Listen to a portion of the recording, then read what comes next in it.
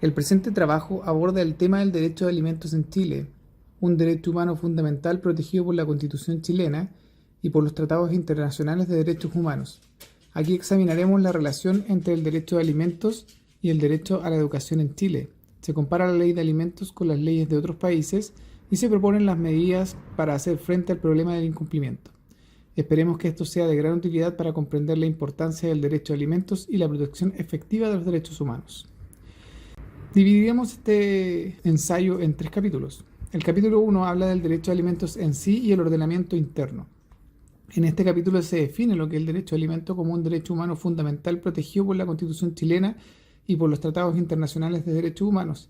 Se destaca que el derecho a alimentos es un derecho que tiene como objetivo garantizar el bienestar de los niños y niñas y que es responsabilidad de los padres proveer alimentos a sus hijos menores de edad.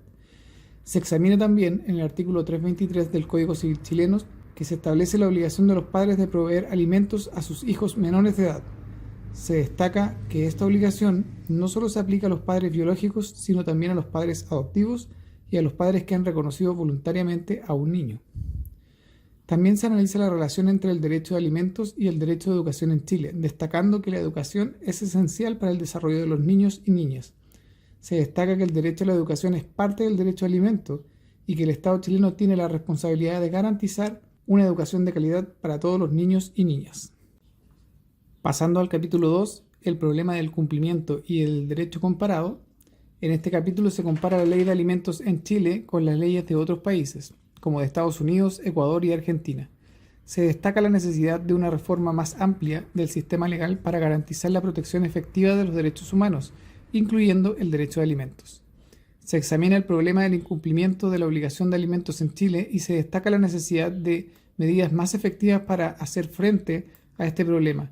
Se destaca que el incumplimiento de la obligación de alimentos es un problema grave en Chile y que afecta especialmente a los niños y niñas más vulnerables.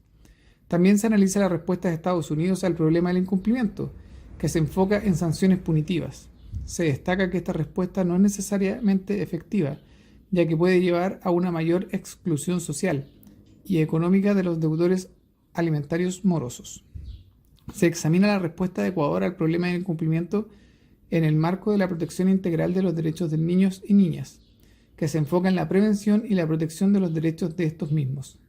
Se destaca que esta respuesta es más efectiva, ya que se enfoca en abordar las causas subyacentes del incumplimiento y en garantizar una protección integral de los derechos de niños y niñas. Se examina también la respuesta de Argentina al problema de incumplimiento, que se enfoca en la reforma del Código Civil y Comercial para garantizar una protección más efectiva de los derechos de los niños y niñas. Se destaca que esta respuesta es importante ya que reconoce una necesidad de una reforma más amplia del sistema legal para garantizar la protección efectiva de los derechos humanos, incluyendo los derechos de alimento. En el capítulo 3 hablamos de nuestra propuesta para hacer frente al problema del cumplimiento. En este capítulo se proponen medidas para hacer frente al problema del incumplimiento en Chile. Se destaca la necesidad de una reforma más amplia del sistema legal para garantizar una protección efectiva de los derechos humanos, incluyendo el derecho a alimentos. Se propone la creación de un registro de deudores de alimentos morosos que permite identificar a las personas que no están cumpliendo con su obligación de proveer los alimentos a sus hijos. Se destaca que este registro debe ser público, accesible para todos, para que las personas puedan tomar medidas legales para hacer cumplir la obligación de alimentos. También se propone la implementación de sanciones más efectivas para hacer frente al problema del incumplimiento. Se destaca que las sanciones deben ser proporcionales al incumplimiento y que deben tener en cuenta la situación económica de los deudores de alimentos morosos. Se examina además el derecho comparado y se destacan las lecciones que se pueden aprender de estos países para mejorar la protección del derecho a alimentos en Chile.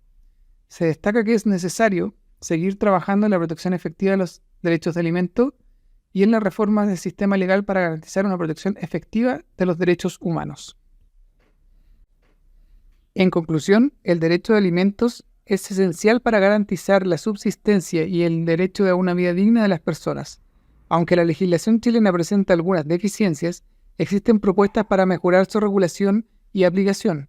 En definitiva, este derecho es de gran importancia para nuestra sociedad y debe ser un objeto de constante análisis y mejora.